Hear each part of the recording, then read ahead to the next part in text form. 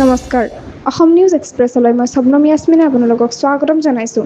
এই মুহূৰ্তত আপোনালোকৰ বাবে লৈ আহিছে গুৰুত্বপূৰ্ণ খবৰ। চৰকাৰী কৰ্মচাৰীৰ বাবে ভাল খবৰ, বৃদ্ধি পাব দৰমহা। বৰ্তমানলৈকে অষ্টম পে কমিছনত ফিটমেণ্ট ফেক্টৰ 1.92লৈ বৃদ্ধি কৰাৰ বিষয়ে আলোচনা চলি আছে। ইয়াৰ স্পষ্ট অৰ্থ হ'ল কৰ্মচাৰীজনৰ বৰ্তমানৰ মৌলিক দৰমহাক 1.92 গুণ কৰি নতুন দৰমহাৰ ভিত্তি নিৰ্ধাৰণ কৰা হ'ব। উল্লেখ্য যে প্ৰতিটো পে কমিছনৰ লগে লগে চৰকাৰে HR-ৰ হাৰ সংশোধন নকৰে।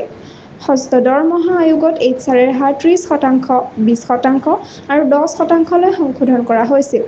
একে সময়তে সপ্তম দৰমহা আয়োগকো ইয়াক সংশোধন কৰা হৈছিল। সেই হাৰ আছিল প্ৰায় 2,04,168%। কিন্তু DA 50% পোৱাৰ লগে লগে HR-এ পুনৰ 3,02,010%লৈ বৃদ্ধি কৰা হ'ল। অৰ্থাৎ HR-ৰ হাৰ DA আৰু বেচিক পে'ৰ সৈতে প্ৰত্যক্ষভাৱে জড়িত।